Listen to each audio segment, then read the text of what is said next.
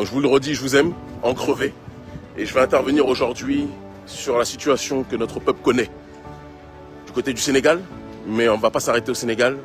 On va parler aussi de notre peuple en Côte d'Ivoire, on va parler de notre peuple aussi au Bénin, on parlera de notre peuple aussi au Niger, on parlera de notre peuple dans un pays qui s'appelle, dans une plantation qui s'appelle la France-Afrique. En sachant que lutter contre les marionnettes de cette France-Afrique-là, c'est lutter pour la souveraineté de nos populations. Alors on va commencer par le Sénégal. En priorité, j'adresse toutes mes pensées les plus profondes, les plus chaleureuses, vis-à-vis de tous les martyrs, tous ceux qui sont tombés sous les balles de la police meurtrière de Macky Sall. Macky Sall est le maquillage sale de l'impérialisme français, le maquillage sale du néocolonialisme, le maquillage sale de la prédation néolibérale occidentale sur le continent africain. Et mettre fin aux dérives de Macky Sall, ce n'est pas un devoir juste sénégalais, c'est un devoir panafricaniste dans sa globalité.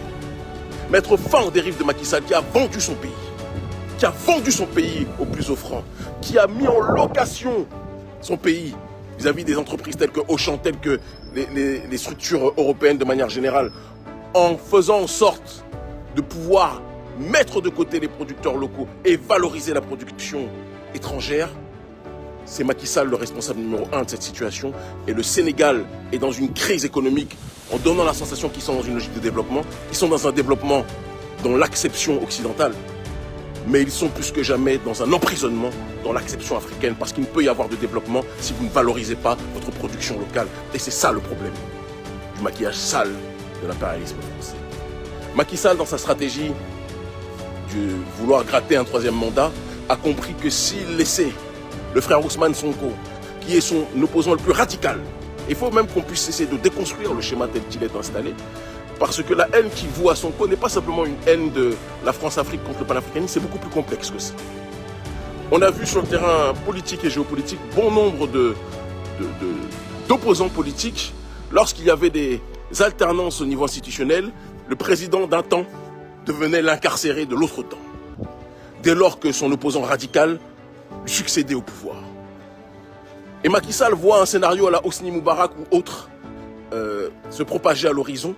Et c'est pertinemment que si Ousmane Sonko arrive au pouvoir, Macky va aller au placard.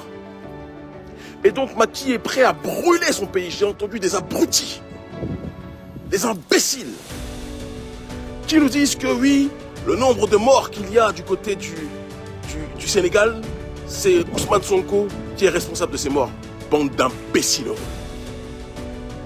Le seul responsable des morts du côté du Sénégal, c'est celui qui a imposé une justice qui n'a de justice que le nom, mais qui est une injustice caractérisée en inventant des motifs pour criminaliser celui qui était censé être son premier opposant. Il n'a pas pu prouver, matérialiser ou illustrer sa machination visant à accuser Ousmane Sonko de viol. Même les juges qui sont des gens corrompus par le président de la République n'ont pas pu prouver cette histoire de viol. Alors ils sont allés sur une chose en disant que Sonko a eu des relations, il est parti débaucher une petite de 21 ans, et donc qui à l'époque avait 20 ans au moment des faits, et donc c'est une corruption de la jeunesse. Hypocrite que vous êtes. Hypocrite que vous êtes. Et donc ils ont pensé qu'en sortant ce motif-là, cela ne choquerait pas la population, mais manque de peau pour eux, cela a embrasé le peuple sénégalais. Et je le dis et je le répète, quels que soient les messages des gens qui vous disent il faut se calmer, il ne faut pas casser, il ne faut pas ceci, je n'appelle pas à la violence, mais j'appelle à la justice caractérisée. Tant que le président Macky Sall ne dira pas qu'il ne briguera pas un troisième mandat, la résistance ne doit pas s'arrêter.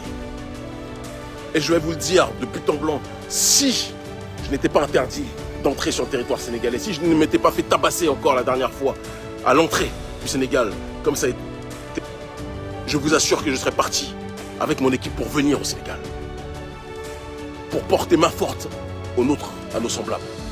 Mais en attendant, ce que nous pouvons faire, c'est activer la jeunesse de là où nous sommes, via les réseaux de communication, mobiliser tant où qu'il se trouve. Nous sommes ensemble plus que jamais, je veux que chacun le comprenne. Nous sommes connectés, la famille, plus que jamais, et chacun doit le comprendre. Tous les frères qui sont incarcérés, toutes les sœurs qui sont incarcérées sont des martyrs de la souveraineté africaine, pas que de la souveraineté sénégalaise. Ils sont des martyrs d'un processus d'autodétermination, d'un processus de décolonisation qui a commencé bien longtemps avant l'histoire du Sénégal. Ça a commencé avec le Mali. Vous m'excusez, il y a des gens qui essayent de perturber le live en nous appelant. D'accord? Ça a commencé à bon nombre d'endroits. Ça a commencé au Burkina Faso, ça a commencé au Mali. Et le Sénégal est une autre étape. Et nous allons tout faire pour que Macky cesse de conduire le bus de la France-Afrique. D'accord? Et laisse ce bus redevenir le bus de la souveraineté sénégalaise. Et la seule solution pour que ce bus devienne le bus de la souveraineté sénégalaise, c'est que Ousmane Sonko puisse être président du Sénégal. Tout comme Assimi Goïta doit être président du Mali. D'accord? Certains nous disent, oui, il doit arrêter de se présenter pour ce qui est d'Assimi Goïta. Je vous le dis et je vous le répète, nous voulons des gens qui se battent pour leur peuple. Des gens qui sont pour l'autodétermination de leur peuple.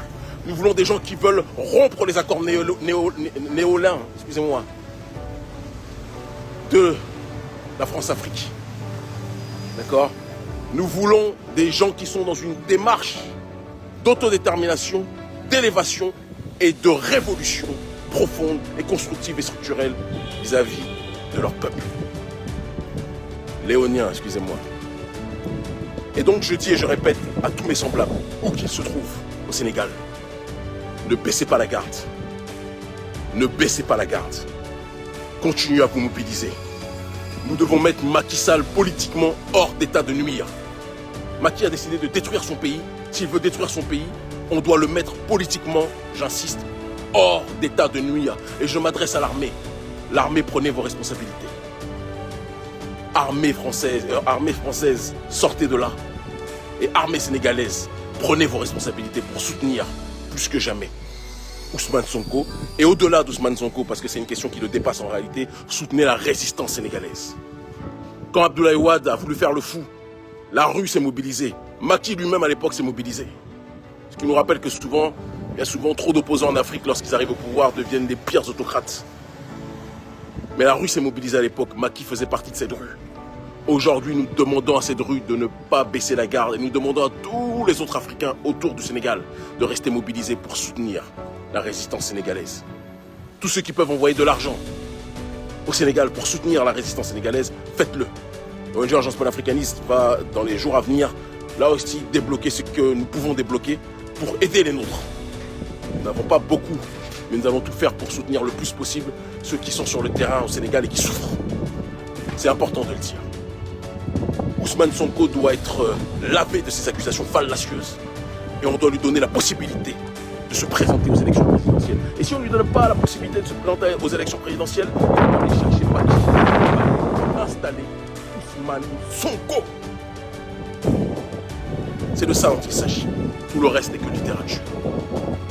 Ce que je dis pour le Sénégal est valable pour la Côte d'Ivoire d'Alassane Dramatique Ouattara. Oui. Alassane Ouattara lui-même, qui est le deuxième pilier, qui est le premier pilier de l'UMOA, Macky Sall est le deuxième. Alassane Dramane Ouattara est donc le premier pilier de la France-Afrique du néocolonialisme. Et avec Macky Sall, ils ont structuré, ils ont cimenté la soumission africaine aux intérêts français plus que jamais. Et donc ces dirigeants doivent être déboulonnés. Ces dirigeants doivent être déboulonnés. Nous devons rompre les accords léonins plus que jamais qui lient nos pays au néocolonialisme français et au néocolonialisme sous toutes ses formes. Nous devons faire en sorte aujourd'hui que nos pays puissent être dans un processus véridique, véritable d'autodétermination et de souveraineté totale. Et ceux qui refuseront cette démarche-là devront être combattus plus que jamais. Et donc je dis de la même façon à la résistance en Côte d'Ivoire, organisons-nous, organisez-vous pour que Alassane Dramatique Ouattara puisse lui aussi tomber. Quand un conducteur emmène le bus dans le ravin, les passagers du bus doivent neutraliser ce conducteur-là.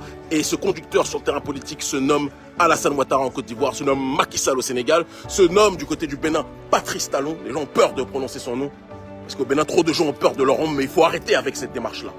Moi, je vous le dis, les yeux dans les yeux, Patrice Talon fait partie lui aussi de ce système de la France-Afrique. Patrice Talon, lui aussi, est dans une démarche d'implanter l'oligarchie néolibérale occidentale dans notre pays, dans le pays de Béhanzin, dans le pays de Glélé, dans le pays des Akodji. Et nous ne l'accepterons jamais. Nous voulons la souveraineté totale. Nous voulons l'autodétermination totale. Nous voulons la justice sociale et non pas la justice pour une minorité qui vit avec des millions et des millions et des millions pendant que la majorité vit avec moins de $100 par mois. Ce n'est plus acceptable. Nous voulons valoriser nos productions locales. Nous voulons vivre de ce que nous produisons. Nous voulons profiter de nos ressources. À chaque fois, on vous dit qu'il y a des risques de terrorisme. Les risques de terrorisme apparaissent aux endroits où on découvre qu'il y a des richesses minières, des ressources minières qui sont présentes sous le sol. Et tout le monde sait que ces terroristes-là ne sont qu'en réalité des mercenaires, des multinationales occidentales qui sont là pour déstabiliser nos territoires, pour justifier la présence des armées françaises et occidentales afin de piller nos ressources. Ça aussi, cela doit s'arrêter. C'est un combat global. C'est pour ça que quand je lis certains qui me disent Kémy, c'est un combat des Sénégalais, il faut laisser... Non, non, non, ce n'est pas un combat des Sénégalais. C'est un combat panafricaniste dans sa globalité. Non, ce n'est pas un combat ivoirien. C'est un combat panafricaniste dans sa globalité. Ce n'est pas un combat béninois. C'est un combat panafricaniste dans sa réalité, dans sa globalité. Et nous devons plus que jamais tous être connectés. Donc j'exige, je demande à nous tous, à tous les sympathisants, tous les partisans, de s'organiser pour protéger tous ceux qui luttent actuellement en Afrique contre le néocolonialisme. Ousmane Sonko ne doit pas être incarcéré. Si Ousmane est incarcéré, il faut que le Sénégal soit embrasé. Je le dis avec la plus grande simplicité. Ce n'est pas un appel à la violence, mais c'est un appel à l'intelligence. On ne peut pas laisser des gens être incarcérés injustement quand ça arrange la France-Afrique. Parce que derrière toutes ces machinations, c'est l'oligarchie française qui est en train d'opérer. Il faut qu'on puisse le dire, c'est l'oligarchie française qui est en train de prospérer. Et nous ne pouvons pas laisser cette réalité se matérialiser. Soyez mobilisés, restez mobilisés. Le Niger, pareil. Mohamed Bazoum, on ne pourra pas le laisser éternellement à la tête du pays. On ne pourra pas laisser cet individu, on ne sait même pas d'où il vient, à la tête du Niger. Ce n'est pas acceptable. C'est pas acceptable. Mohamed Bazoum est un pion du néocolonialisme français et qui pense que parce que la France l'a mis à la tête du pays, il est redevable de la France éternellement. La France lui dit, avant on disait Jacques Hadi a dit, maintenant on dit Macron a dit. Et il se met à quatre pattes avant que Macron ait fini sa phrase. On va accepter ça longtemps. Va-t-on accepter ça longtemps? Toute la jeunesse dans ces pays doit se mobiliser, doit s'organiser pour déboulonner les marionnettes africaines soumises au néocolonialisme français. Et nous ne disons pas ça pour remplacer une puissance par une autre. Je vois certains imbéciles trolls ivoiriens nous dire oui, tu dis ça pour remplacer la Russie. Je m'en fous de la Russie. Si la Russie peut aider logistiquement les pays africains, tant mieux. Mais la Russie n'est pas le messie. Le seul messie de l'Afrique, c'est l'Afrique elle-même. Et le jour où la Russie voudra faire aux pays africains ce que la France et l'oligarchie occidentale fait, nous combattrons la Russie jusqu'à en perdre la vie. Je n'ai aucun scrupule dessus. Poutine n'est pas mon messie. Personne n'est mon messie en Russie. Le seul messie de l'Afrique, c'est l'Afrique elle-même, en l'honneur de nos ancêtres méritants. Qu'on soit très clair dessus. Je suis d'ailleurs beaucoup plus proche de Cuba, de l'Iran. C'est une réalité. Du Hezbollah et de la Russie. Mais la Russie fait partie des pays qui sont plus nos partenaires que les Occidentaux, ça c'est évident. Donc je dis et je répète à tous nos frères, à toutes nos sœurs, restez mobilisés. Maintenez la pression. Bousculez l'oligarchie d'Occident. Bousculons l'oligarchie d'Occident. Avançons, nous sommes proches du but. Ce qui se passe en Afrique francophone, entre guillemets francophone, c'est un château de cartes. On pousse une carte, elle tombe. On en pousse une autre, elle tombe. Mali, Burkina, Guinée. Le reste arrive. Et vont tous y passer. Le Bénin, s'il continue à se soumettre à l'oligarchie française, ce spectacle va cesser aussi.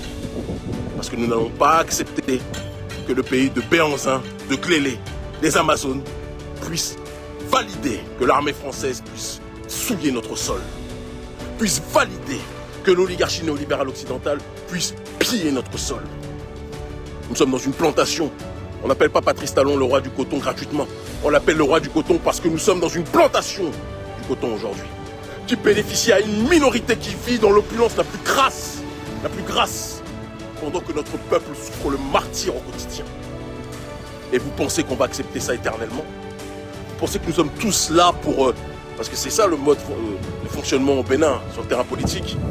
Ceux qui existent sont ceux qui acceptent de manger dans la main de Patrice Talon. Nous, on ne mangera dans la main de personne. Nous voulons la fin du néocolonialisme et nous bousculerons tous ceux qui y sont soumis. Et vous savez que quand on fait des tournées géopolitiques, c'est pour être le plus efficace aussi, pour déstabiliser les marionnettes du néocolonialisme. Et croyez-moi, les tournées sont les plus productives. Restons mobilisés. Maintenons la pression. Bousculons l'ennemi par tous les moyens à notre disposition. Armés de nos pays, rejoignez la population. Et vous aurez un rôle plus que jamais fondamental, déterminant pour notre libération. Je vous aime en crever, peuple d'Afrique, en l'honneur de nos ancêtres méritants, et par la grâce de Dieu l'unique, Dieu Tout-Puissant, nous vaincrons. L'Afrique libre ou la mort, nous vaincrons. Ils commencent tous à comprendre. Force et honneur à vous. Je vous aime.